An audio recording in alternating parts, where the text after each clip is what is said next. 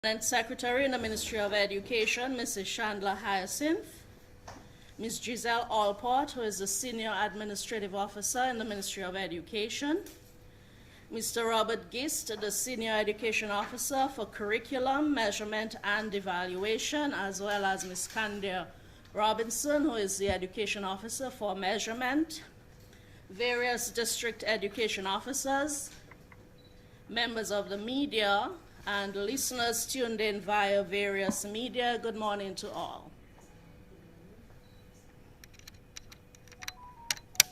Welcome to this press activity to announce the results of the 2020 Grade 6 National Assessment. The Grade 6 National Assessment was administered on Tuesday, July 7, with changes to the format and length of the exam. Whereas in previous years, students wrote 4 papers, this year there were 3 exams administered: mathematics, language, and a combined science and social sciences paper. This morning, we are here to officially release the results of these exams and provide an analysis of overall student performance. So to start us off, I'd like to call on the Assistant Chief Education Officer, Dr. Jeffrey Blaise, to deliver opening remarks. Please welcome Dr. Blaise.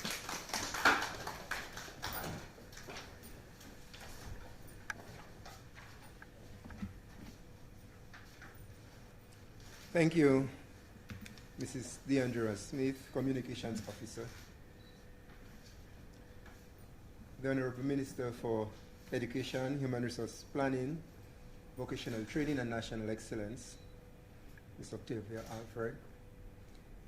The Permanent Secretary in the Ministry of Education, Mrs. Chandler Hyacinth. Our Senior Administrative Officer, Mrs. Allport. Senior Education Officer for Curriculum, Measurement and Evaluation, Mr. Robert Gist. CXC Local Registrar, Ms. Magali Celestine. Our Measurement Officer, who has worked tirelessly during this period, Ms. Candia Robinson, during the examination period. We appreciate your presence. The various district education officers who are gathered here, Mr. Joseph, who is our Senior Programs Officer, the Communications Officer and Chair of this function, Mrs. Deandra Smith, members of the media who are eagerly anticipating this year's results, and to all members of the listening and viewing public. I was advised that we are live on various radio stations and on social media. Good morning and welcome, everyone. The Ministry of Education is pleased to present the results of the 2020 Grade 6 National Assessment. Firstly, I must inform the public that the examinations were successfully administered and our students did very well. Today, we are here to celebrate with our students their resilience, their determination, their success, and their resolve throughout this academic year. And while we are celebrating, I want to recognize the work of our various teachers and principals and parents as well. Education. Activities. The degree of flexibility and commitment from our supervisory and support staff, our teachers, our principals, our parents, and our students allowed us to successfully implement our many planned programs for the academic year. In this academic year, communication punctuated all of our activities, and we pride ourselves on stakeholder engagement throughout our decision-making processes. We had frequent meetings with our principals and supervisory and support staff, especially during the COVID period. We constantly communicated via our many WhatsApp chat groups. We have WhatsApp chat groups for principals, for teachers, for senior staff, for general staff of the Ministry of Education, and all those are actively used in our communication strategy. We interacted with our many students and their parents, particularly using the Google platform during the period. We presented a series of video clips and demonstrative lessons in collaboration with the Government Information Service, GIS. We constantly populated our websites and our page, updated information and new developments for general public. And we hosted a series of weekly radio programs on all radio stations to inform the public of developments in this regard. And this is very important to us because we feel that our work is made much better when we communicate and get feedback from the public. We are now at the end of our commitment to work with the public. We know that a lot has been achieved amidst the challenges, and we would not have been able to do it for our schools. We know that it will be similarly challenging. However, protocol, guidelines, and action points are being conceptualized to ensure that our students, and obviously with the Ministry of Health, on decisions relating to students' engagement in the physical classroom space, and will be advised by the Ministry of Health in this regard. We do have a range of options, however, spanning from regular schooling to shift systems if necessary to ensure that our students can access the education in a safe environment. We have been working closely with our local, regional, and international partners to ensure that schools are physically ready to accommodate our students in the academic year coming. And consequently, we intend to do a number of activities, engage in a number of activities in this regard. We intend to significantly increase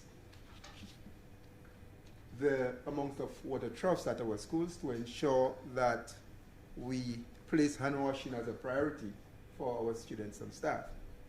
We'll be equipping our schools with additional dispensers for sanitization. We will increase cleaning supplies to our schools as well as increased engagement of our cleaners. We'll erect signs to raise awareness to students and the general public on the protocol and related measures in this regard. We'll increase the monitoring of our students' hygiene practices, and we will place special emphasis on that because that's important to us to ensure that students are safe. We'll double up on our training for our staff, our teaching staff, our janitorial and auxiliary staff.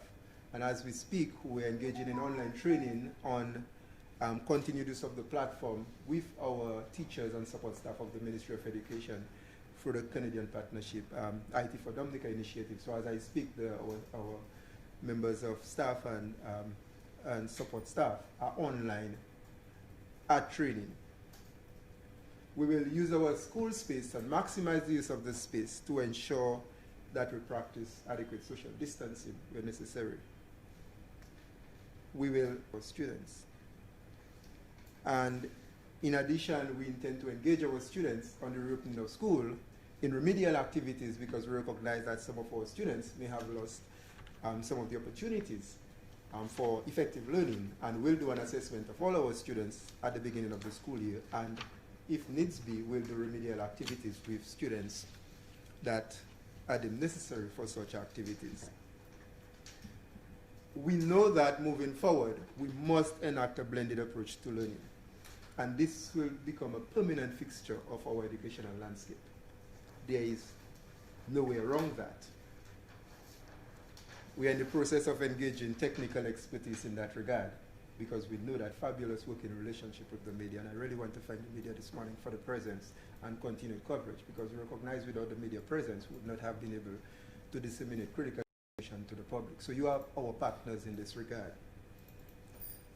We'll continue providing support, and we want the public to continue to support our initiatives. We really thank the public for the feedback particularly over the COVID period. And add to this, we intend in the coming period to engage our parents in training on the use of online and initiatives, because as I said earlier, the blended approach is going to be a permanent fixture on our educational landscape. I really want to admonish the public that we must always remember that the business of educating the population is everyone's business. It's not only for parents and students and teachers and the Ministry of Education. It's for the entire public, because the impact of education on a population, or lack thereof, I must add, touches every corner of society. So when we do what we do, we must always be mindful that it impacts us both personally, professionally, within our families, within our homes, and within our communities. Thank you, everyone, for your support, for your encouragement, for your feedback to the work of the Ministry of Education. And I want to particularly thank the leadership of the Ministry of Education, the Honorable Minister for Education Officers, our learning support advisors, curriculum officers, guidance counselors, and our planning officers. Because without, and I must add our technical staff as well, critical components, our IT staff that doubled up during the course of this year to ensure that our Google initiative was successful, and we had our lead team ensuring that we did an excellent job. And without the partnership, we would not have been able to make it. So we have a tremendous team, and we commit ourselves to continue working to the benefit of the public. Thank you, everyone, and may God bless Dominica and the Ministry of Education.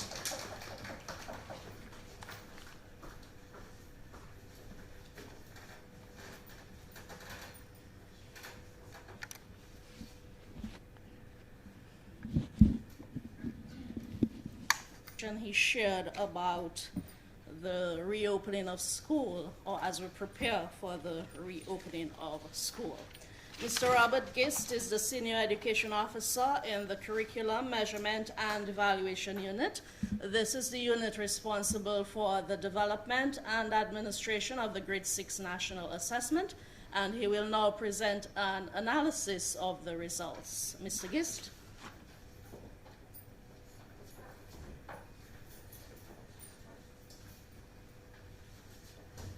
Thank you, Mrs. Smith. Ms. Smith, Assistant Chief Education Officer, Dr. Blaise, Senior Officers in the Ministry of Education, Ms. Robinson, our Measurement Officer, the listening public,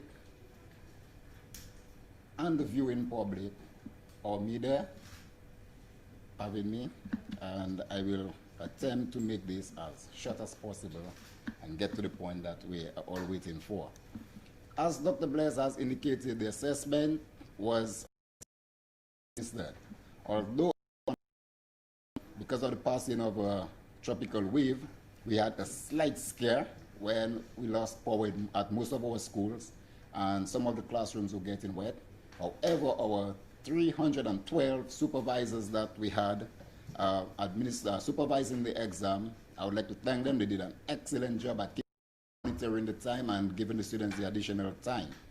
The support and technical staff of the Ministry of Education, they also did an excellent job, because we moved from about 54 centers this year to 102 centers. So that required a lot of work on our part.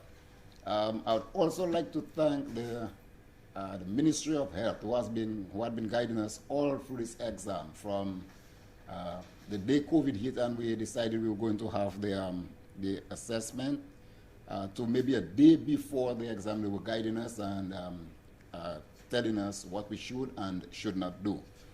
So with that, I will move straight on to the analysis. Oh, and before that, I would like to apologize for the viewing public. We had some technical difficulties, so we will not be showing the PowerPoint that I have prepared. However, it will be sent to everybody, so you can share it later on. This year we had 846 students. We had 92 students. In the Northern District, 211. In the Southern District, 122. And in the Western District, which is our biggest, the mean scores for each of the subjects. And again, as Dr. Blaise said, this year we did not have a science well, as Mrs. Smith said, we did not have a separate science and social studies paper. We had a system of both of them. So in the language arts, we had an average of 61.6%, and the girls, 65.6% of the girls, as compared to 58.1%. We had 63.8% of the girls, 56% of the boys, an overall average of about 60%. In the mathematics paper, we had 56% of the girls, 53% of the boys, overall average of 59.8 or 60% of the students doing well in that paper. This is very comparable to last year's results, where we had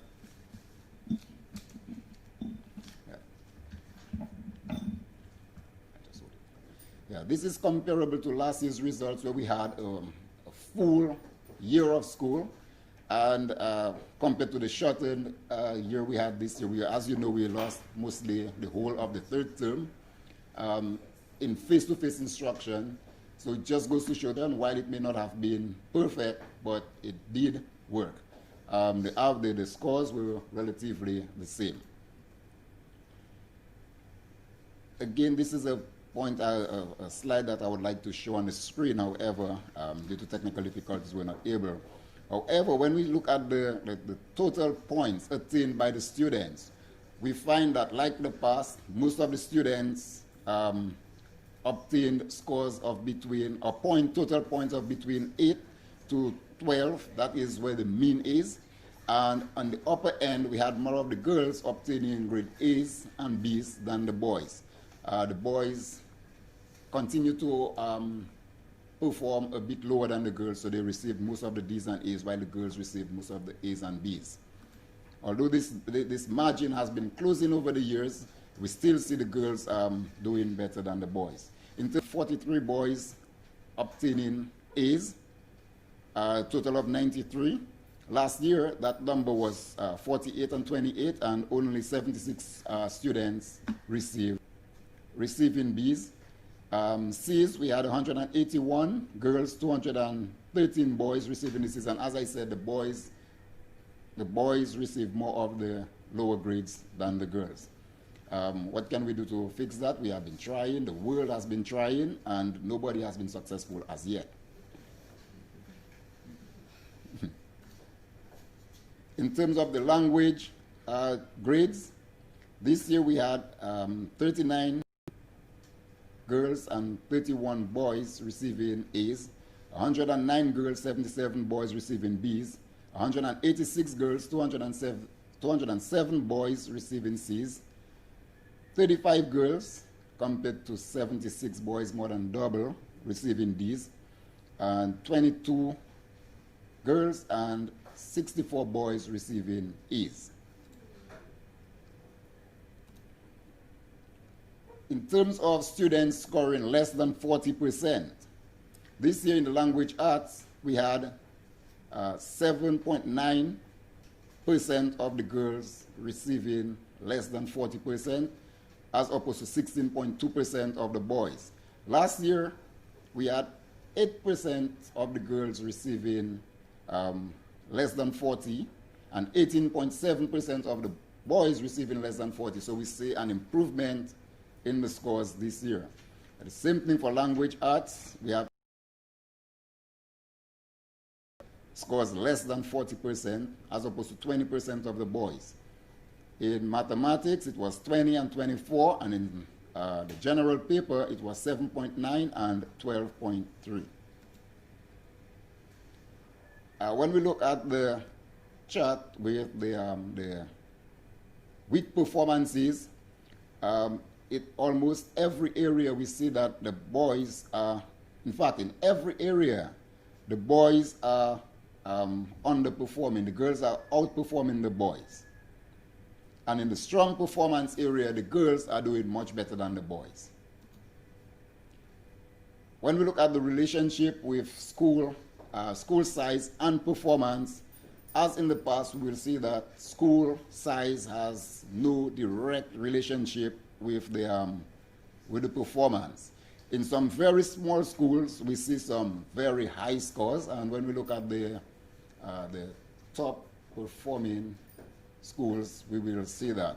We have some small schools performing very well, and we have some big schools not performing as well as those small schools. So school size or class size and performance is no direct relationship. Okay, let's say that the small schools on the some small schools outperform the large schools, and so on. And the top performing schools, I'm not sure if I should leave that for my minister to say, if I should say that. Okay, my minister told me to indicate the top performing schools. Will indicate the top above the national average, and the national average is 300. That's 100 for each subject, combined 300. So if a school has 15 or more, stand here with a standardized score of 339.6 and 22 students. We have the Pioneer Prep at the top of that list. And this is followed by the Lighthouse Christian Academy with 35 students at 331.9 points. The Jones Book score of 330.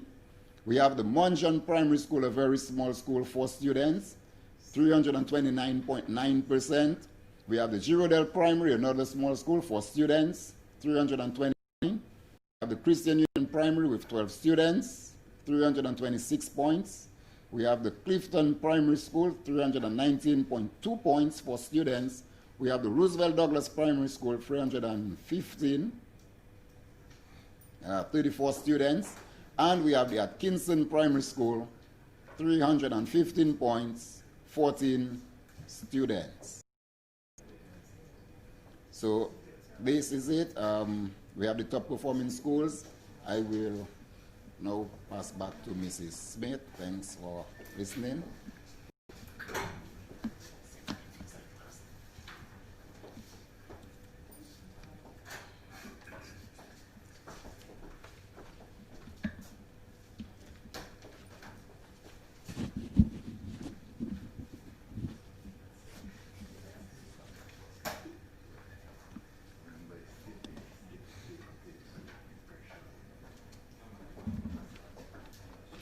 We thank Mr. Robert Gist, the Senior Education Officer, for curriculum point presentation. Will be shared with you promptly after the conclusion of this press activity.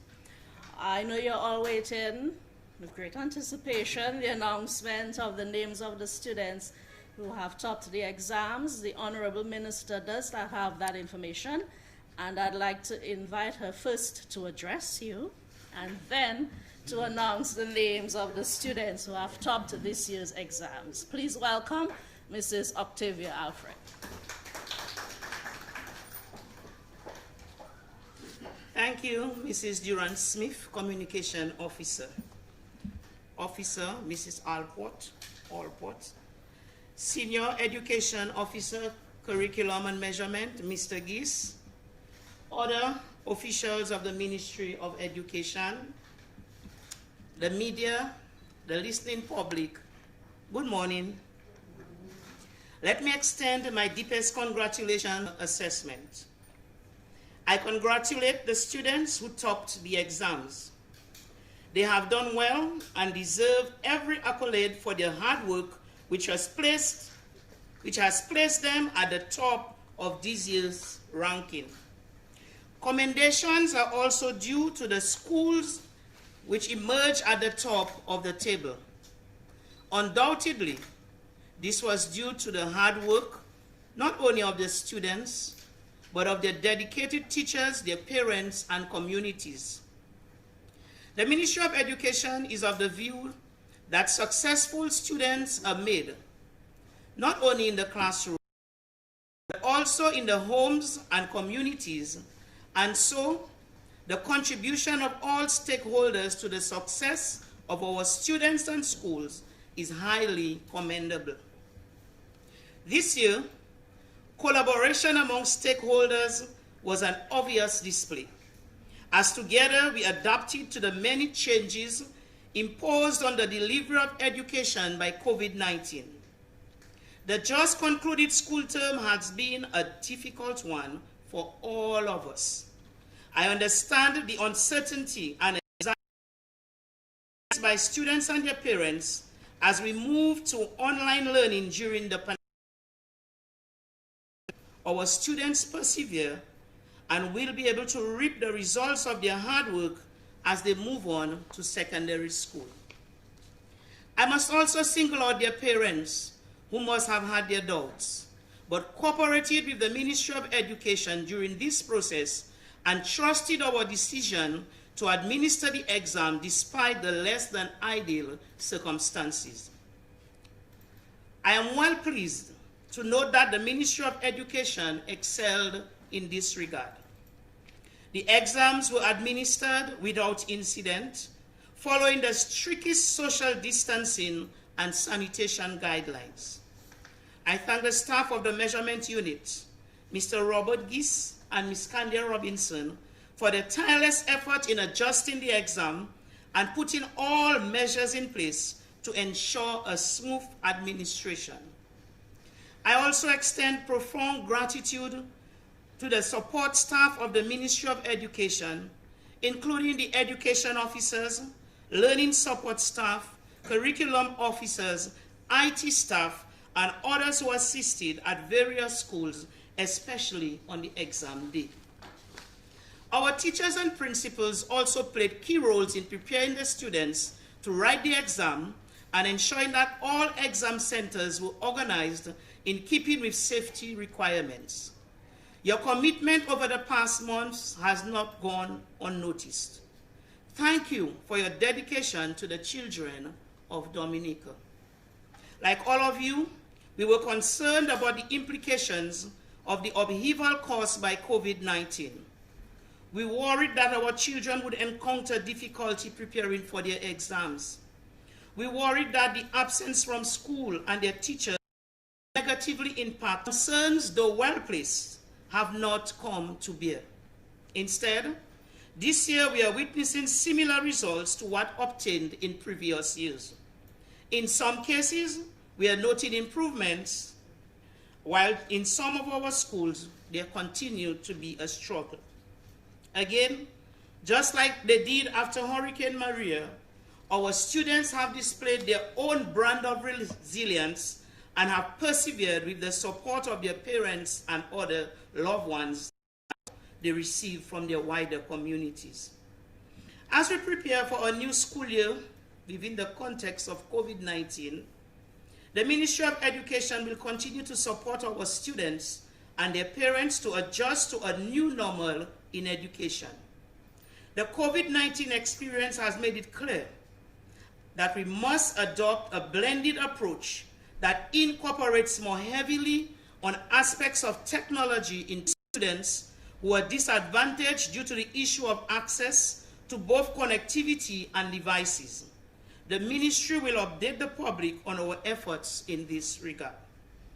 Our efforts at education reform will include technology, life skills, TVET, and special attention will be given to students to improve their achievement as low beginning at primary level, and may I add at early childhood level, and may I add at roving care level, and may I add at how we socialize our babies too.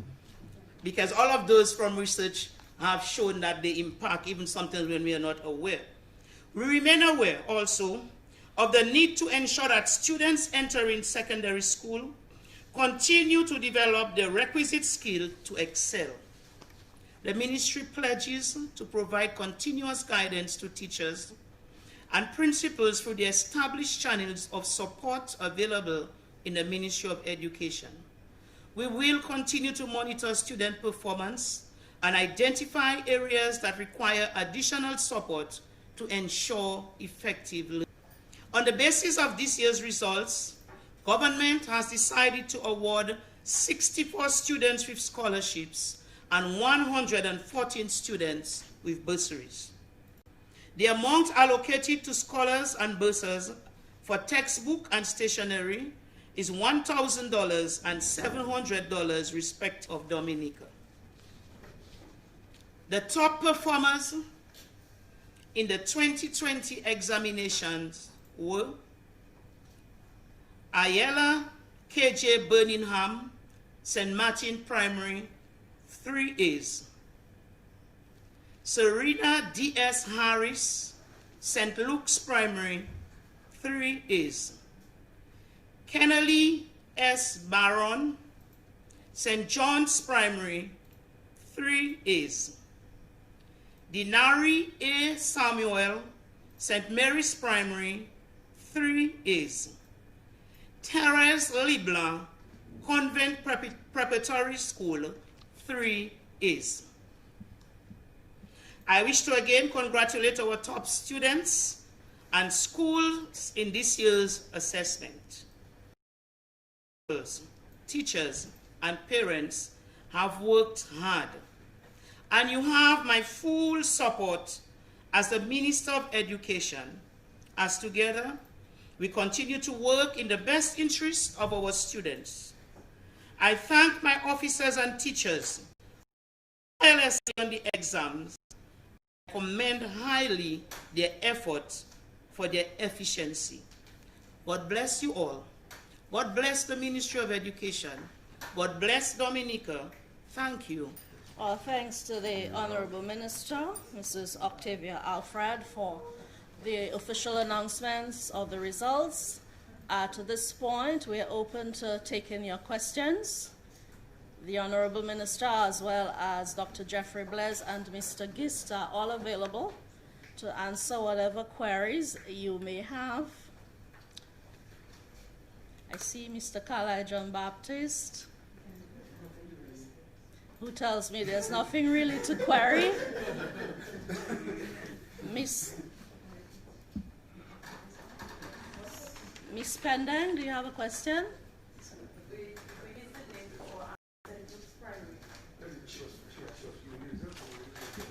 All right, just to recap, Aniela Birmingham from the St. Martin's Primary School is at number 1, 3 A's. Serena Harris of the SIS. Denari Samuel from the St. Mary's Primary School, 3 A's. And Therese Leblanc from the Convent Preparatory School, 3 A's. These are the top 5 students. For those of you who are asking, this will be circulated, and so you will get the correct spelling. Yes, Jaya, from Cairo FM News. We've seen a number of boys underperforming, as you say. What are some of the things that you think might be causing that? And as the minister mentioned, there will be programs toward helping boys. What are some of the programs you're now in mind, if you can speak to that? Thank you for your question. I'll ask Dr. Blaise to take that one. Yeah, thanks for the question. And as highlighted by Mr. Gis, it is in gender performance. Spanning from the text that I used some time ago, we were doing an analysis of the text, and we saw in a subtle way there are gender biases among certain texts. For instance, you may have a science text. There was a classic example where a science text had some infants at kindergarten level, and they were growing, I think, beans, and the text had, I don't have the exact examples, but John and Mary, and say, well, John did not take care of his beans, and his bean died out, and Mary, was dedicated to taking care of the beans, and Mary bean grew up into a nice, whatever. And it really shows that, from that early age, that there is that bias. Even from the home, you find that many times the parents allow the boys to do what they do, and the girls are taught to be disciplined and to help in the home, and those sort of things. And in a certain way, these are not deliberate activities.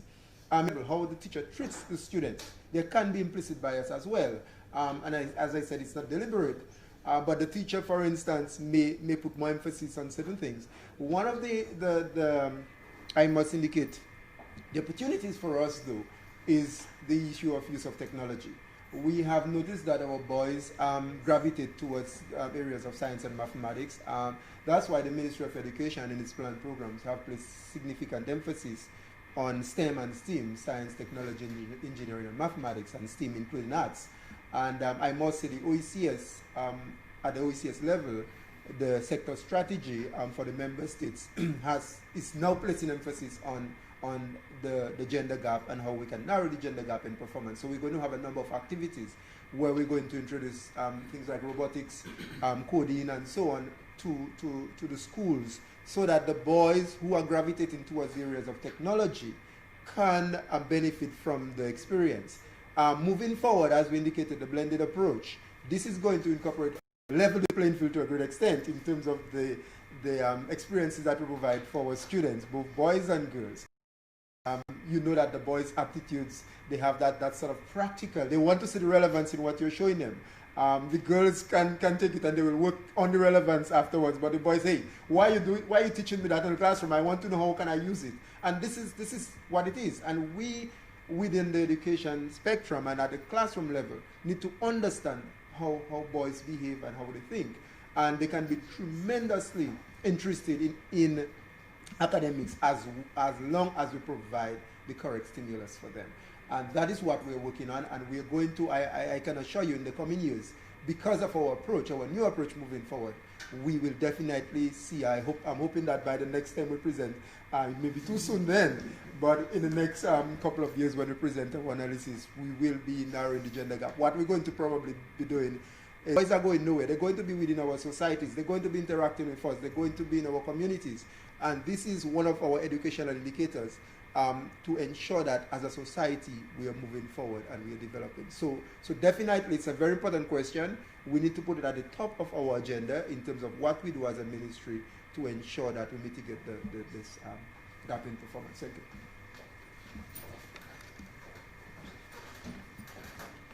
Yes. Good morning.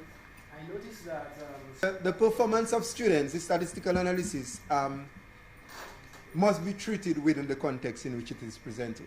I will tell you one thing, and even before I address your question, across our schools we have bright students. Across our schools we have average students, and across our schools we have students who have challenges in terms of their learning. And therefore, in the performance, obviously, you will find that distribution of performance, of numbers. For larger schools, where you have excelling students, a whole 3 years in this case, this year, it is excellent. But if you have a large school with 4 classes, 3 classes, say 30 students, 40 students, and you have 20 of these students getting 3 A's, this is phenomenal. So we have to understand it is more difficult for a larger school to have that sort of excellent performance because the spread is wider. So statistically, you will always find some students underperforming. So when we are presenting the results, you have to look at this dynamic as well. The population of the school, when it's presented, but safe to say in terms of your question, students excel at different periods within different schools, and this year is no exception. You might find, and again, credit to our teachers, credit to our parents, you might find that in a particular small school, you have a very bright group of students this particular year, and they just shine. I mean, many of us in here were teachers at one time, and you know about a cohort of good students.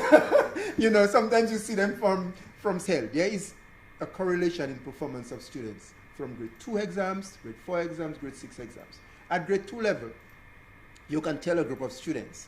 And that is why sometimes when we send our results to the schools, when the schools do the grade 2 level, they are in possession, they're the custodians of the results anyway, because these are internal assessments. We expect our schools to look at those grade 2 assessments and grade 4 assessments very meticulously so that they can track performance and provide assistance for the students where they are struggling. And that is the purpose of the national assessments at grade 2 and grade 4 level, and even at grade 6 level going to secondary schools. So therefore, when you see a group of students at grade 2 level who have excelled, we call them cohorts. The teachers sometimes say, I'm moving with my class. You may have heard of that phrase. Teachers say, I'm moving with my class. I mean, we did that back then. And you take the children from grade 2 and you move with them because you know that they're going to deliver on the goods. And sometimes our principals tell us, this year I know I'm going to get some scholarships. So it happens from time to time. It really depends on a number of factors, the classroom dynamics, the community dynamics, the parent involvement, teacher, in terms of our teachers are in some settings, and how much extra work that. In terms of remedial students, reducing the number of students when you go up to high school, knowing, the basic things you need to know for high school. Is anything being done for remedial students at the primary school level? Yeah, remediation is a continuous activity. It is along a continuum, right? We can do remediation at any level in the cycle. I always say that grade levels are just more or less physical barriers, but learning is continuous. The histories or stages or so on. But if you look at it a little deeper, there is nothing called a grade level in a student performance. Students move in terms of their learning in a seamless, gravitation upwards in terms of their movement. So therefore, a child can be at K, a child can be at grade 4, and you can provide the necessary tools for remediation of that student for ensuring that the students receive the best learning experiences and they make the best use of those experiences. I will say one thing though, that in terms of special educational needs, we are also, and again, back on the OECS sector strategy, this is one of the areas the Ministry of Education is going to place significant emphasis, because we know that there are students who require a little more than the norm in terms of how we reach out to them. And we have put plans in place for those particular students, even at our primary schools and into some of our secondary schools. And we're going to redouble our effort to ensure that those students are catered for adequately, so that they are making the best out of the learning experience, and we can see that there is equity in the delivery of education. So mediation is on our landscape as well. All right, we thank the reporters from Cairo FM for their questions. Enough to capture images of the students who have excelled in this year's exams. Thank you so much for being here, and we thank our listeners who tuned in. To have yourselves a wonderful Monday. Good morning.